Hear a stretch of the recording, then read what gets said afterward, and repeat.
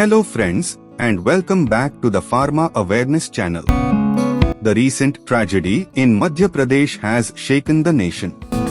11 innocent children, all below 5, lost their lives after consuming a cough syrup called Coldrif. Lab tests found 48.6% diethylene glycol, an industrial chemical, pure poison inside a syrup meant for children. Such disasters don't just destroy families. They destroy trust. The trust that built India's pharmaceutical reputation, the pharmacy of the world. Regulation must be strict, transparent, and fearlessly enforced. Every unsafe drug isn't just a mistake, it's a threat to public health. Let's commit once and for all to safety first.